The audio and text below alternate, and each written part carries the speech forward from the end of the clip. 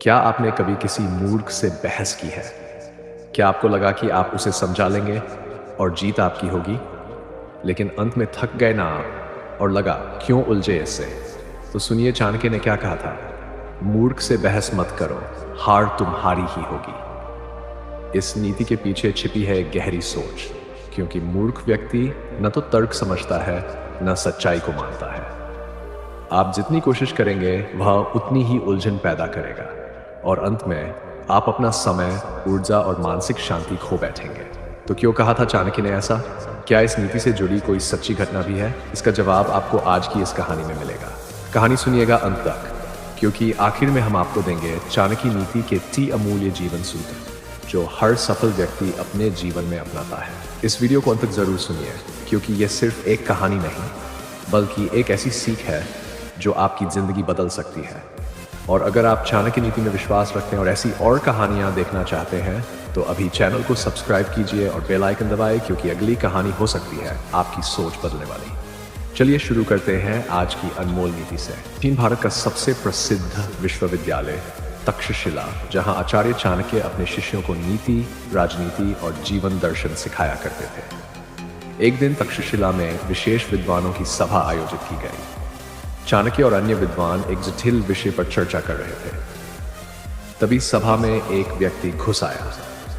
नाम था विराज। वह खुद को तर्कशास्त्री कहता था, लेकिन वास्तव में वह घमंडी, अहंकारी और अल्पबुद्धि व्यक्ति था। विराज ने बिना अनुमति के चाणक्य को बीच में टोकते हुए कहा, आचार्य, आपकी बातें सिर्फ किताबों में अच्छी लगती है, असल जिंदगी में ये काम नहीं करती। पूरी सभा स्तब्ध रह गई। कुछ विद्वान क्रोधित हो उठे, पर चाणक्य शांत रहे। विराज लगातार चाणक्य की बातों का मजाक उड़ाता रहा, व्यंग्य करता रहा, उल्टे सीधे तर्क देता रहा, लेकिन चाणक्य बस मंद मंद मुस्कुराते रहे। एक शिष्य से रहा नहीं गया। उसने पूछा, गुरुदेव, आप इस मूर्ख को जवाब क्यों नहीं देते?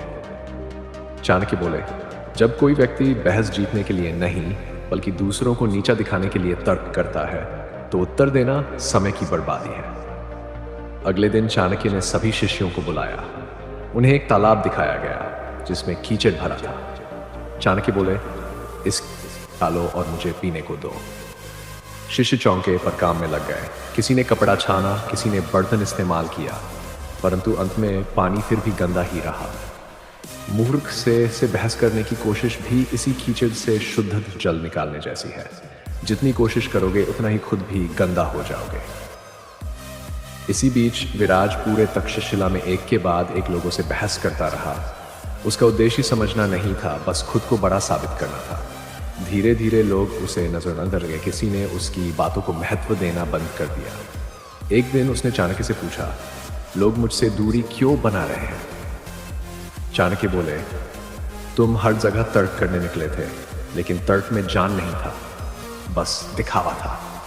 लोग तुम्हारे तर्क से नहीं, तुम्हारी मूर्खता से थक गए हैं। विराज ने कुछ कहने की कोशिश की, पर कोई सुनने वाला नहीं था। अब वह अकेला पड़ गया।